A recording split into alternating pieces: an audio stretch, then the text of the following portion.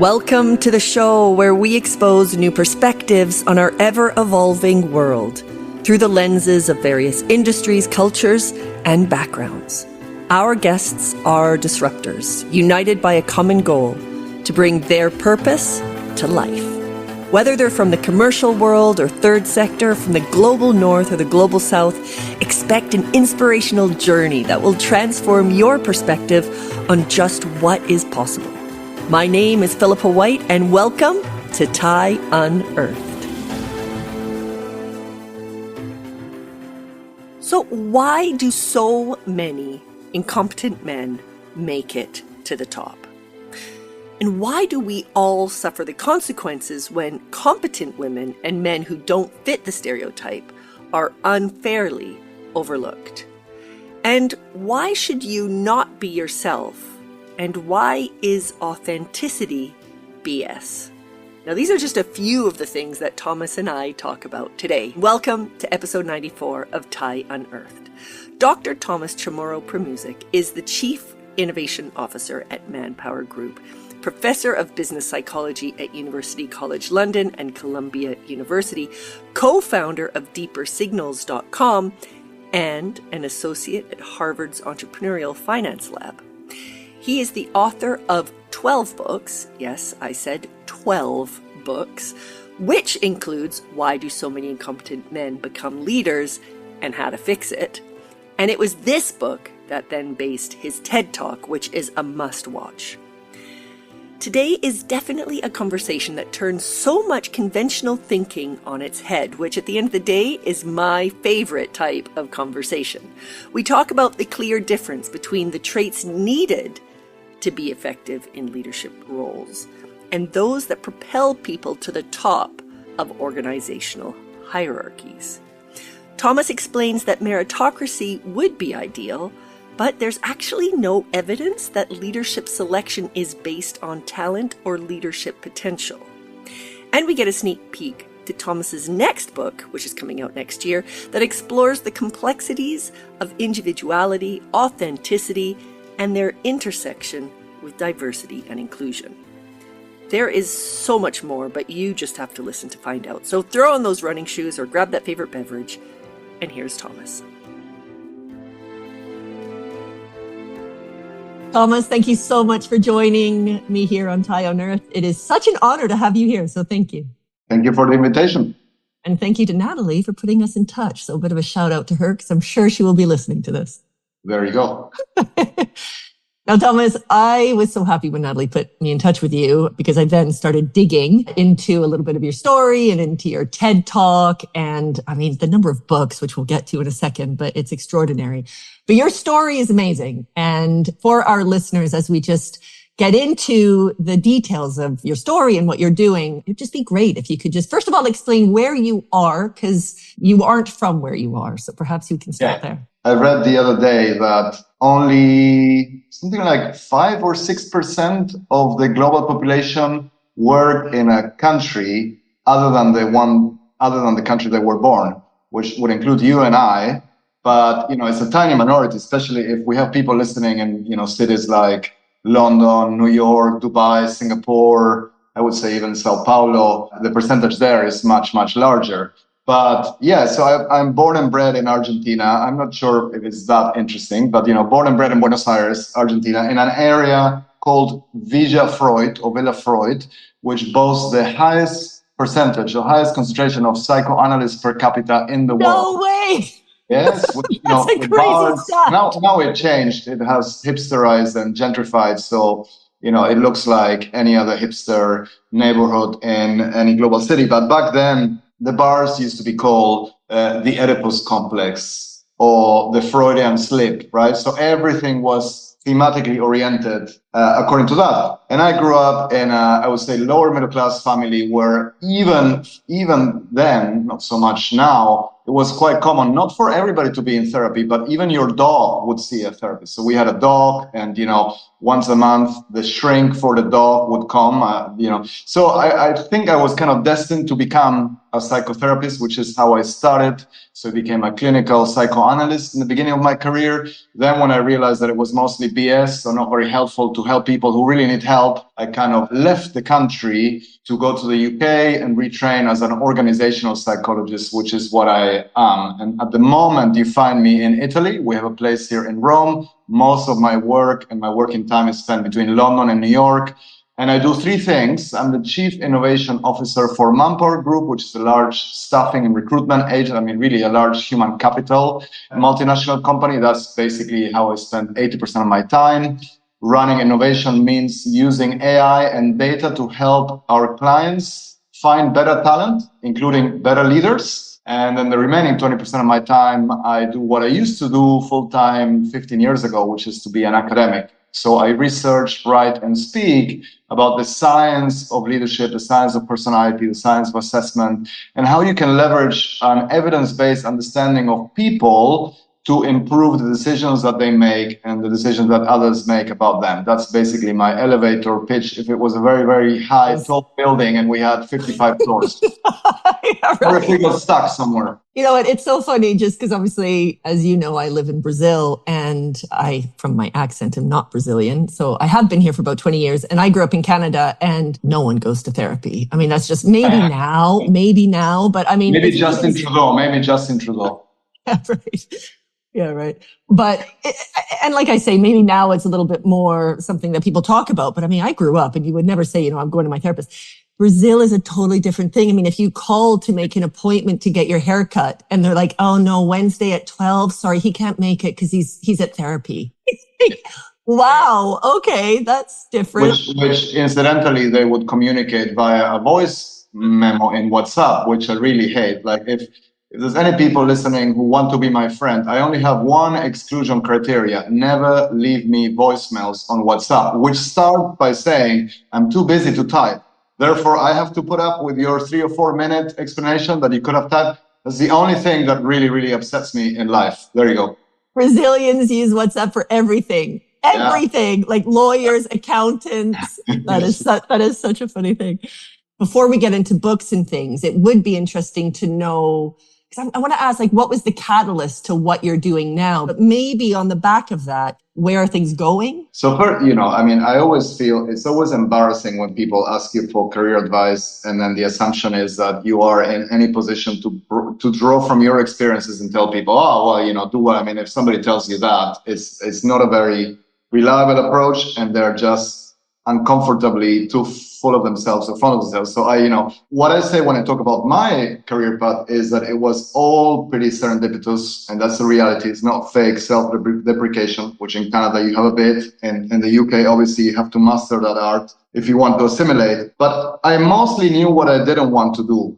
And then, where doors opened, I just basically went in. And even though I jump from one thing to another, and I mostly have difficulties leaving things because I keep accumulating, jobs and tasks, etc. On the whole, I'm very boring. I'm just a psychologist, but I'm a psychologist who is really passionate about the science of psychology as a very practical, helpful tool to improve how we live, how we work. I truly believe that the most interesting part of this science is the applied impact, the practical impact. Like in any other science, there is this big gap that exists between science and practice, right? You have it in every, and I like to think that I really inhabit this space in between, and I try to connect them. So whether it's through now my work at Manpower, or before when I was running an assessment company, or before when I was an academic, an entrepreneur, a consultant, what really, really excites me is to take interesting and relevant principles, findings, theories, tools from the academic world, which if you only inhabit that world, you speak to, other 3 people and you inhabit this kind of obscure, Albert Tower that, is very, very self-obsessed and self-promotional, or not even promotional vis-a-vis what it knows. I like to kind of take what's helpful there and try to bring it to the real world. And I do that in three ways. Obviously through speaking and writing. So then the books are there because I think there's a direct to consumer play that is very important, or direct to decision maker play that is very important, whether it's educating CEOs, HR leaders, professionals, etc., or employees themselves. The second one is by creating tools that help organizations make better decisions, especially when they have to make decisions that aren't serendipitous, but meritocratic or talent-centric decisions about people. And the third, I think, is basically starting or investing in businesses that attempt to apply some of this science to innovation. I'm very interested in innovation. So, I mean, those will be the chance, but really based, at the heart and, in plain and brief kind of descriptive terms, I'm just a psychologist. We're a big interest in the real world, wherever. There used to be this joke when we were studying that when you went to a party, people would say, oh, you're a psychologist, you're analyzing me, which is a very narcissistic statement or question to ask. It's like, tell me about myself, right? The answer that you learn to give is like, oh, no, not at all. But the real answer is, yes, of course I am. And by the way, you're far more boring and predictable than you think. So can I just move to somebody else now? That would be an example of an authentic response that makes you antisocial. Yeah, right. So let's talk about polemic, antisocial, challenging the sort of status quo as far as how society runs, I guess. And let's get to your book. When Natalie put us in touch and she sent a few of your books and then obviously your TED Talk. And I was super busy that day, but then I clicked on the TED Talk and even just the name, I was like, I have to spend this 10 minutes watching this. Like, that's what I'm doing. And I will, of course, put the link to it because it is phenomenal. But the book obviously called Why Do So Many Incompetent Men Become Leaders? And then How to Fix It. Talk to us about that. The book was born as an HBR article, as a Harvard Business Review article, one of the first ones I wrote more than 10 years ago, which went on to become one of the most popular HBR articles of all time, which is interesting, right? Because 70 or 80% of readers of HBR magazine are male executives, and yet it went viral. It obviously went viral every time there was a political election where people perceived that, no need to give examples, but people can imagine or fill in the blanks. But every time that somebody who was deemed an incompetent male leader made it to the top, the original article kind of went to number one, which is why when people ask me what's going to happen now, or what do you want for the US elections? Well, there's something that I want for the US as a country, but in terms of book sales, it's a different outcome, right? And actually it was my editor who, in response to Sarah Green, my then editor at HBR, when Lean In was published, Sheryl Sandberg published Lean In, she was familiar with my research and said, this is now very popular. Lean In is a best-selling book, but I think your research is inconsistent with that. And when I looked at the book, I said, yeah, it is inconsistent because, even if Lean In is well-intended, actually, I felt really it's an accidental form of benevolent sexism because it's based on this, 1960s, 1970s idea that the main explanation for the underrepresentation of women in leadership roles is that they don't want it enough. They don't put themselves forward. They don't self-promote. They're not assertive enough, etc. It's a very kind of old version of, again, this was feminism in the 60s and 70s. If you look at the data, what you actually find is that there's a very, very clear difference between the traits and behaviors that catapult people onto leadership roles and those that are needed to actually be effective in a leadership role. So if we start with the latter, to be an effective leader, you need to be selfless, you need to put others ahead of you, you need to display things like emotional intelligence, humility, self-awareness, coachability, integrity, self-control. And a lot of these behaviors are clearly more frequently found in women rather than men. But if you look at the behaviors that actually propel people to the top of organizational hierarchies, they are things like overconfidence. As I say in the book, the connection between confidence, the overlap between confidence and competence is 9%. So most of the time, if you choose people, leaders on the basis of their confidence, they're not going to be competent. That's even more clearly the case if you select leaders on traits like overconfidence, bravado, narcissism, psychopathy, etc. So the book makes a simple argument, which is that, yes, it is true that most leaders are men, but there is no indication whatsoever that most leaders are actually effective. The vast majority of leaders or managers disengage their teams, cause employees to quit, generate alienation. And so actually, an even more controversial conclusion of the book than the title is that, meritocracy would be a nice idea, but there is no evidence that leadership selection is meritocratic. In a world in which leaders would be selected for their talent or their leadership potential, you would not need affirmative action, positive discrimination, or any quotas, because if leader selection was gender blind but focused on talent, we will probably have 60 or 65% of leaders be women rather than men. And by the way, ironically or paradoxically, there is a lot of men who are obviously capable of displaying self-control, empathy, humility, kindness, self-awareness, coachability, EQ.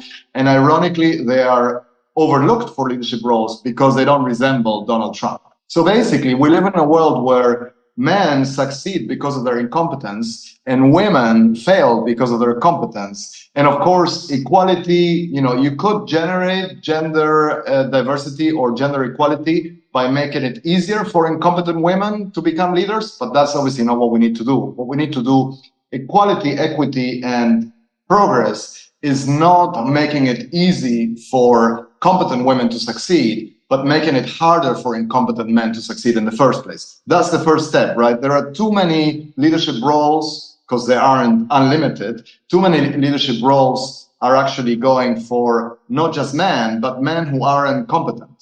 And of course, they have no desire to disrupt the status quo because the status quo is themselves. So that's basically the book. And, sometimes people ask me, well, why didn't you talk about, why isn't the title, why so many incompetent people become leaders and how to fix it? Is that because statistically speaking, it's very, very hard for an incompetent woman to become a leader. Yeah, we can all point to some, but, just like there aren't that many famous example of female psychopaths or female narcissists who succeed, and many, many, many for men, this is the world we actually live in. It's so, yeah. Yeah, and then that became a book, right? That became a book, and, and the publisher, Still Harvard Business Review, struggled with whether doing the book would be too controversial or not, but then the book, has done very well, I think, for the same reasons that the article did well, which is that people tell me, oh, you're so brave saying this. It's amazing that you are labeled courageous or brave for putting the word incompetent and man next to each other, those words, but that's the case. As somebody who, I can't remember who it was, but when we last spoke, you did refer to this story, but it is so true and so telling of the situation. And it's kind of ironic. The reason why people are receiving the information as they are is because you are a man. Yes, exactly. Many, many friends, some of whom might be watching, many of my especially activist female friends, feminist female friends, when the book came out, they kept telling me, do you realize, they always told me, or they kept saying, you realize they're only listening to you because you are not just a man, but an overconfident, maybe charismatic, man. And I said, no, Argentinian, Latin American man. In the beginning, I was kind of bothered by that and upset, technically speaking, because I always think I speak to the research and, my personal story isn't that relevant, It's like, this is the data and the book is a quick read, but it's full of data. But then I actually thought, they're probably right. And if they're right, it also means that the theory is correct because, there you go. I have that bit of tailwind or privilege that people listen to me, right? It's harder to label me an angry female feminist given, who I am. But then I also felt, even if that is true, I'm going to use that advantage or that, privilege to put the message across. It's like you always need to be part of the status quo to some degree if you're trying to improve it or change it or edit it with something better. From the outside, it's very hard to do. Totally agree. I totally agree. Perhaps the response is obvious. I don't think it is, because if it was obvious, then we would have more women in power in these companies. But you talk about this when you're talking about the book, and I just would like to press this subject a little bit with the listeners so that people really do understand, why do we all suffer the consequences when competent women and men who don't fit the stereotype are unfairly overlooked? Like, what does that even mean? Yeah, this is a really important question because, obviously for evolutionary, historical, cultural, stereotypical reasons, we have a tendency to see this as a war between, women and men, gender war, or whatever. Even sometimes people who like the message and the content of my book say, oh, but why do you have to be so, it's like throwing gasoline to the fire, which I object to, because I think if you're too polite, we've seen it doesn't really work. So you have to shake things up a little bit. But I think it's important to understand that putting more competent people in leadership roles, which incidentally would lead to having more women in leadership roles, but also more competent men in leadership roles. Even if we focus on the female diversity part or gender diversity part, it isn't something that is for the benefit of women. Totally. It's like when we say when CEOs have daughters, their companies have more gender parity in pay, in compensation, which of course isn't something that is good for their daughters potentially in the future, right? So, if you have better people, more talented people in charge, more competent leaders in charge, everybody benefits. The men in those teams benefit because they can do better work and be more productive and have more prosperous careers and have somebody who understands and cares about their potential. The women benefit as well. And if you scale that to an organizational level, an organization that has a higher proportion of competent, effective leaders in place, whether they're men or women, everybody benefits. What's good for the organization is good for the individual as well. And of course, that can scale up to the level of nations and societies, right? When Scandinavia outperforms other nations in gender diversity, it isn't perfect, but it tends to outperform other nations. That isn't something that they do for the women there. They do that for people there because they manage to have a higher proportion of competent people in charge. Of course, we can get to the specific cases that are often mentioned that, if you actually focus on increasing female representation while not attending to talent, it's very easy to appoint women who outmale males in masculinity and who are, like Margaret Thatcher, basically, who was the only, I believe, British prime minister to have 0 women in her cabinet or in a cabinet, right? Wow. So, that can happen. And that's also a symptom of the same phenomenon, which is that if the structural conditions for success don't change, then of course, the traits that propel you to the top are going to be narcissistic, psychopathic, Machiavellian, and we're going to promote people who are good at promoting themselves and managing up rather than managing down. There's a beautiful quote, I believe, by Plato that says something along the lines of, only those who don't seek power should be allowed to attain it. So it's the very opposite of lean in, right? Clearly, if you're doing your work and you care about others and your team, etc., you should wait for somebody to tap you on the back and say, hey, do you want to manage people? In contrast, we let people basically step on each other and put themselves forward after they kill all the competitors and say, okay, because I'm afraid of it, I'm going to put you in charge, because otherwise you're going to eat me and kill me as well. So, and this is a very short question for a very complicated answer. How can we fix it? So this is a really important question as well. And it's a tricky question because oftentimes I get called into organizations who want to improve gender diversity. And even though I get called because they read my work and my book, etc., which is of course an honor and a privilege and a beautiful responsibility to have, when we talk about the workshop, the talk, or the design, they say, oh, and by the way, and we are running part of the sessions on self-branding, self-promotion, and how to, boost women's confidence. So it would be good if you can speak to that as well. It's like, obviously you haven't read anything in the site, but if my client is the individual, if I'm coaching you and you work in a company and I coach you to emerge as a leader, unfortunately, the only way I can do my job is by helping you become a political hyena and be very Machiavellian, manipulative, politically shrewd, etc. Brand yourself, self-promote, be overconfident, whatever, because that will help you go up. I don't like doing that because that doesn't fix the system. It might still help to do that, right? Because maybe you are a good person and maybe these are strategies for promotion that you need to emerge in order to be effective. Once you get there, then yes, let's talk about it. You can change the system. Leader and be effective.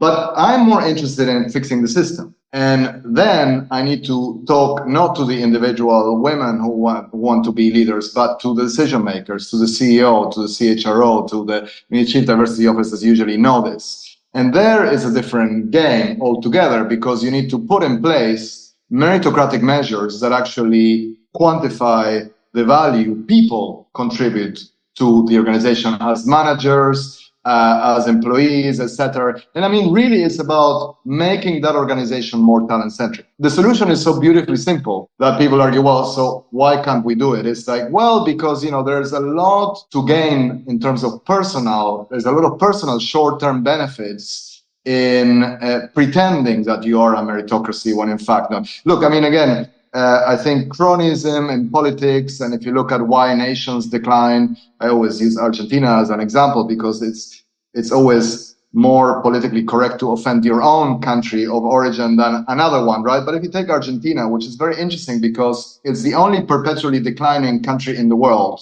for 200 years we've been in this constant economic decline. It's still a very nice place to go visit and to live in because we started very, very high. But the way you can do that is simple.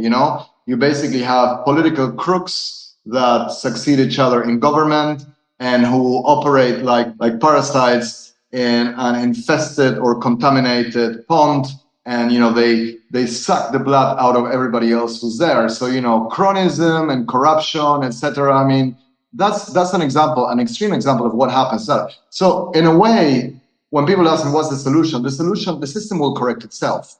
Organizations who are better at installing and maintaining and harnessing meritocracy will focus more on talent, will continue to combat nepotism, privilege, and non-meritocratic kind of systems and processes. And they will inevitably be good for gender diversity. They will also improve the quality of their leaders. And then the theory and the practice show they will outperform their competitors. The problem is that it's very hard to see this in like a 5-year time frame or 10-year horizon. But even if you look at sectors that are very male normative, banking, investment banking, finance, engineering, pharma, tech, etc., the prediction is that even if the baseline is very poor and if there's almost sexism or a little bit of gender diversity, those that actually become more talent-centric, meritocratic, and have better, more sanitized, less corrupt cultures will outperform the others in the long run. That's why in a truly self-interested world, you wouldn't need consultants, you wouldn't need theories, they would find it out. But of course, because some of the incentives that exist are there to optimize in the short term, there are many barriers. I'm sure you're aware of the finding, which is a very interesting and important finding, that when in the US, when publicly traded, publicly listed companies elect or select more women into their boards, their stock goes down. And the stock goes down because the global or national or perception, or at least the mindset and the perception among investors is like, oh my God, they're too woke, they're anti-meritocratic, it's the opposite. But this is a really important issue to note, because if the narrative and the message is just focused on social justice, you perpetuate this illusion and this myth that actually there is a tension between something that is good for women and something that is good for business. And actually, you should only pursue profits and business organizational effectiveness. The issue is that it's the long-term pursuit of this that we want. That's why sustainability is not about, climate change, the environment, etc. I mean, yeah, it's partly about that, but it's about the longevity of the business. And I think so. The prediction is that smarter companies will understand this and implement it better, and then they will outperform dumber companies that don't get it. That is what I talk about when I talk about return on humanity. And Correct. You're talking about sort of a talent-centric culture. It's interesting, when I was on the stage with a whole lot of CEOs here in Brazil not long ago, and we were at the CEO forum, and there were all these different CEOs from these big global companies. And the focus of the talk was happiness as a business strategy. And it was interesting because you had a lot of these CEOs, and we're talking massive global companies, who were also on the stage, and some of them were using this as a PR opportunity that clearly didn't really understand what all of this meant. And some of them were saying the culture of a company comes down to me, the CEO. It's up to me. And I questioned that. And I was also on the stage with these individuals, and I had my bit that I was talking about. But then I said, well, actually, I disagree, because I don't think I think, of course, you play a part in helping to create an overall idea as to what the direction, I guess, of where the company is going. But it's up to every single person with it, all the leaders within the business, to create that culture. They need to have those human competencies, because it's those human competencies of everyone within that business that's going to create the human culture. And that comes from having a chief people officer who's a decision maker as well, who's seen and heard and has a voice at the table, who drives that, because that needs to be the strategy of the company. And so when I talk about, to some companies, I say, it should be people first and then profit follows. And people freak out and they're like, well, no. You need to focus on profit. Yes. And I'm just curious what you think about that, because I believe that it's people first. Because if you just focus on profit, how do you get excited about that as an individual that's working at a company? If I just feel that I'm just there as a cog in a machine, I'm not going to get excited about this. Fully agree. And I would say, especially, again, if you're interested in long-term success, right? Because even killer ideas, innovation solutions, they come and go. The longevity is always, short-lived. And then markets, environments, competitors change and strategies change. But in the long run, what outlasts everything there is culture and talent. Now, I think there's a couple of nuances to that argument. One is that, again, happiness is a tricky word. I totally agree. I totally agree. What matters is that people feel a sense of belonging, that they're proud to be there, that they feel fairly and all of that. And actually, I think there's probably more counterproductive effect of lack of that than positive effects of that. I almost think it's like unhappiness, dissatisfaction, and, is what leads to burnout and demoralizes people. You need to ensure that that doesn't happen. Then the incremental or additional benefits between basically people are, let's say they are engaged and happy, or they are amazing, it's not as high as we think. And also the correlation between even things like employee engagement and performance, it's also about 0.3. So it's important, but there's so many other things, including, by the way, the relationship you have with your boss, with your manager, etc. So, but I would say that is something that people not only fail to truly understand and believe, but also at the same time, that was my second point, it's been kind of turned into a kind of a cliche, a platitude, right? It's like, it sounds like a clip from The Office when people say, oh, people are my biggest assets. So it's been like hijacked and co-opted by people who hate people and work.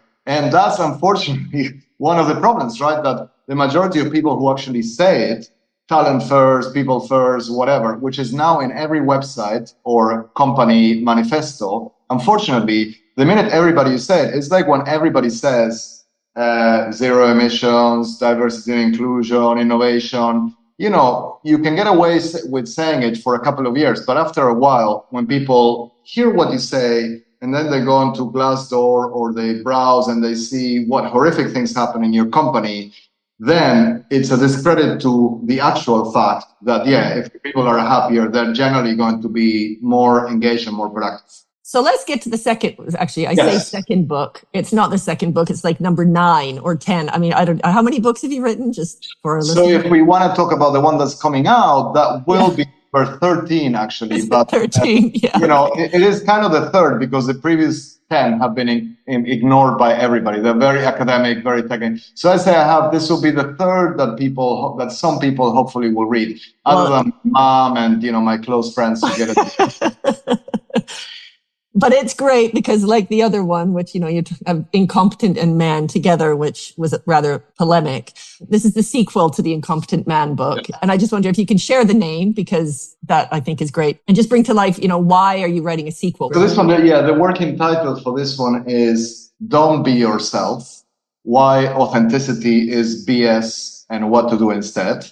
And that's the working title. In fact, it's still very much work in progress, but we know it's going to come out at some point next year. I actually received the detailed kind of feedback and review of my editor at HBR earlier today. And, on the one hand, he loves it. On the other hand, he is so worried about it. He has this line that I wanted to kind of recap that says, with this book, it's a lot harder to persuade people of your arguments because, taking down authenticity is like basically taking down or trying to take down Taylor Swift. And actually, I thought, wow, that can be the next one, right? Because, that shouldn't be that difficult. But anyways, and of course, Oscar Wilde once said, everything popular is wrong, right? And I think, we should at least approach ideas that are very, very popular with a little bit of skepticism. And that's how this book starts. Of course, it has a connection with the previous book on Incompetent Men, because just like women are blamed for not leaning in, and we point the finger at them as if like they are the problem to be fixed if we want more gender diversity. Actually,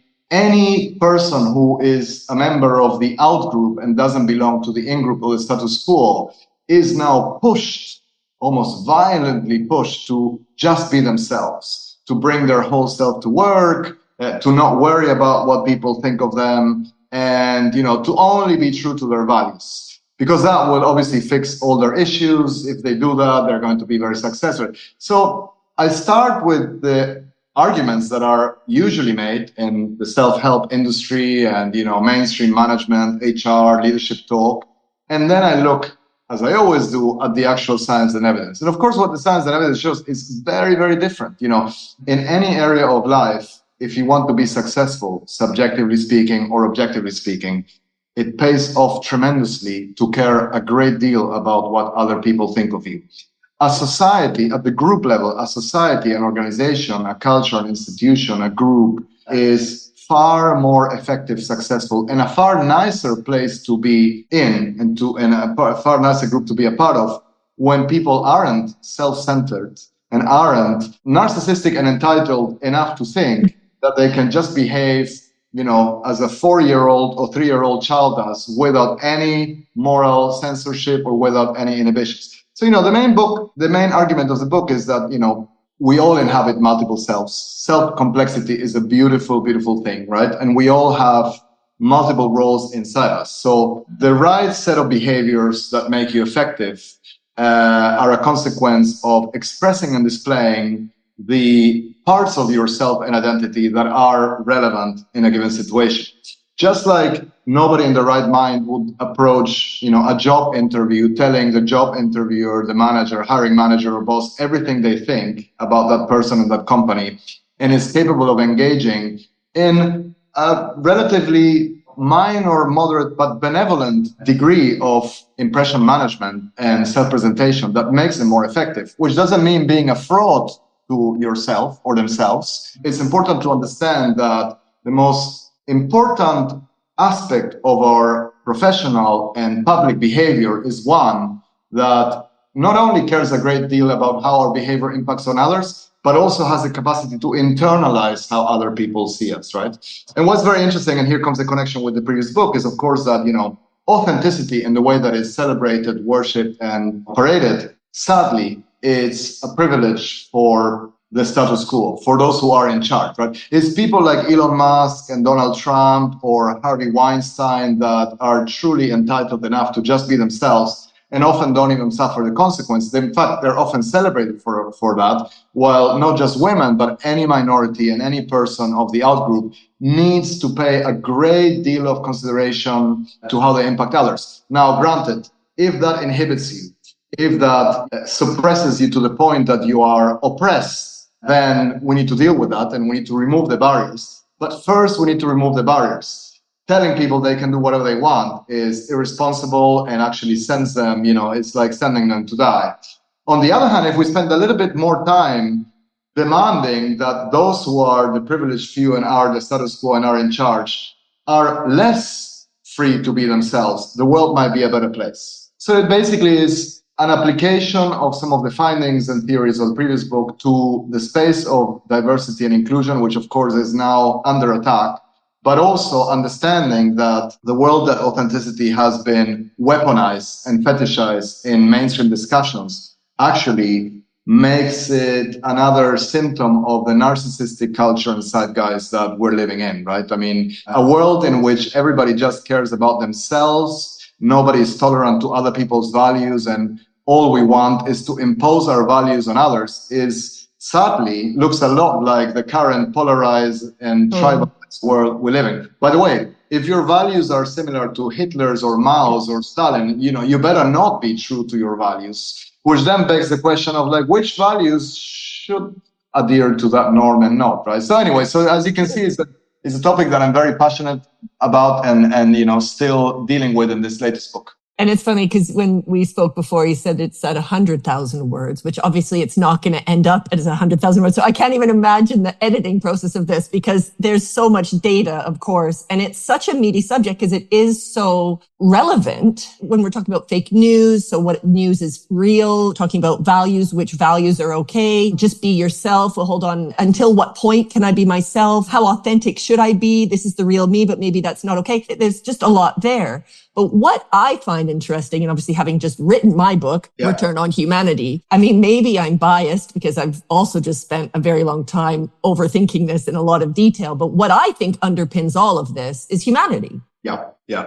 And yes, I think humanity, and especially in a way, acting in human, but especially humane ways, right? And I think, just like efficiency is often the enemy of the humane, which is a problem that, now capitalism has, but before that communism has, but, is going the same direction.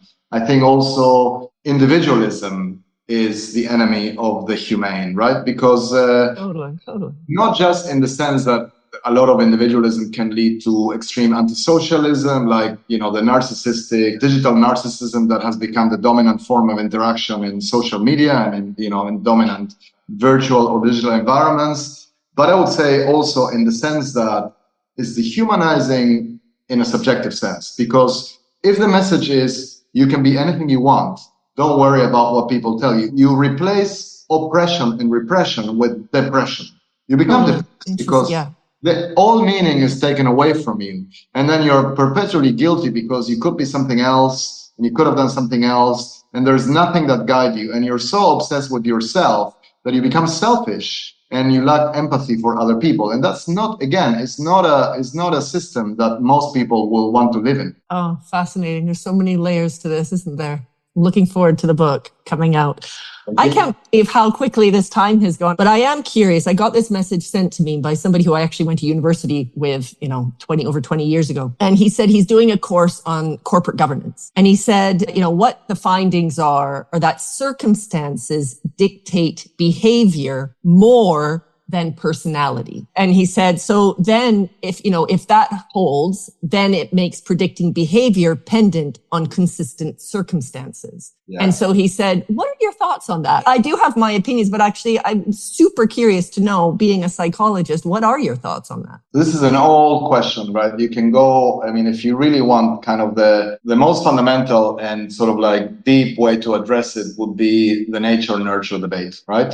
And it's important to understand this because there is a very scientific way to actually answer this question, which seems to come from a very detached area of research, which basically studies twins and compares, identical twins who grow together with identical twins who are separated at birth, which is a very rare thing to happen, but it happens. And imagine finding them. Actually, Canada has one of the largest cohorts that have been studied for many, many years. Wow. And equally, they compare how similar adoptive parents are to the adoptive offspring versus etc. And so what it shows is that it is 50-50. And that doesn't mean that we're sitting on the fence. There's a lot of complexity underpinning that. But what is actually true is that personality, as it's studied in very early children at the age of 3 or 4, even like after 8 weeks of a baby being born, babies differ in their preference to attend or look at novel stimuli. And that predicts grown-up curiosity. And that predicts whether you go into science or whether you become an entrepreneur versus not. But of course, at the same time, this is imperfect. And, circumstances play a big role. Now, one of the most interesting and counterintuitive findings is that the way we think about, for example, parenting and environmental impact, etc., like helicopter parenting, for example, right? Sending your kids to a very expensive school and making sure that they know Mandarin and Arabic and French and violin and piano and, they are only living on cold-pressed kale juices from the age of 2. that has zero impact on their well-being. But extreme deprivation has a big impact, of course. So even the most hardcore geneticist who believes in the impact of personality and is dismissive of the environment wouldn't lock their kids up in a basement and bring them up, 20 years later. So extremes make a difference. Environmentally, the people that have a big impact on us are not our parents, but our aunts, our cousins, our friends, etc. And then, of course, when people say, oh, your personality is entirely dependent on your situation, it's bullshit, Unless you haven't been paying attention, you can predict if a friend of yours is going to be late or not and what excuse they're going to use when they tell you that. And you know that some people are going to pay for the bill and others are going to always reach to their wallet a little bit late and pretend that they can't. Oh, you paid. Okay, fine. So people are remarkably consistent. After the age of 30 or 40, people change very little, not because they can't change, but because they don't want to.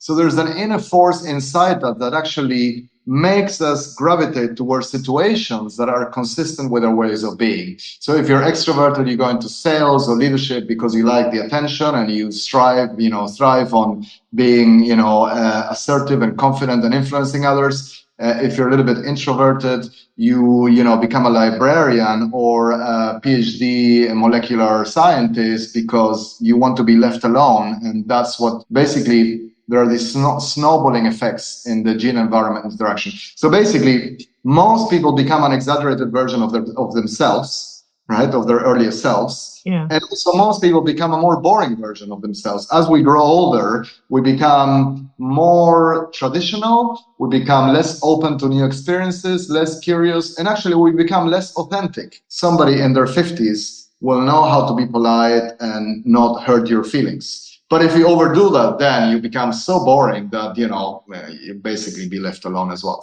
All of that I guess, from the point of view of experiential learning and lived experiences and being forced into situations that you're faced with constraints, or you're suddenly pushed in a way that you've never been pushed before to actually understand what resilience and grit and determination actually means and to find what your purpose is. It's those kind of experiences which I believe that you sometimes have to create the circumstances to change the behavior. Correct. I mean, your programs exist because they don't happen in a natural way. You have to put people outside of their zone because otherwise, And when does it happen? Because you can force it. Yeah. People are a bit like Jack Nicholson in As Good as It Gets. Even if the waitress changes or the waiter changes, they get annoyed and uncomfortable because it freaks them out. So, but at the same time, I would imagine that the people who opt in, who are brave and courageous enough to opt in to your leadership experiential out of the comfort zone programs are already a little bit more risque and seeker, which is a good thing, right? So in a way, your programs are just like coaching. They work the best with people who need it a bit less. The ones that we should actually put there are so afraid of it that, they're probably uncoachable. Totally. Yeah, totally. I mean, and that's a whole other thing, how you choose people. And actually, interestingly, the ones who have been chosen and said, listen, you're doing this, are the ones who have actually got the most out of it. They got said, like, we've never done it. There is this old joke in psychology, which is, how many psychologists does it take to change a light bulb? Only one, so long as the light bulb really wants to change. And that's the same with leadership development. That's a great thing to end on. Listen, we have actually come to the end, but is there anything that I haven't asked you that you want to share with our listeners? I don't know if there's... No, I'm also looking forward to reading your book. And so I have that now on my iPad as well. And it sounds like we have a lot of ideas that are overlapping, but also complementary. So I can't wait to do that. And thanks again for the invitation. Oh my God, Thomas, it is such a pleasure. I love it when people know that I need to meet someone. So another shout out to Natalie, and thank you for your time. Thank you. Until next time. See ya. Hey everyone, this is Philippa again. I hope you enjoyed listening.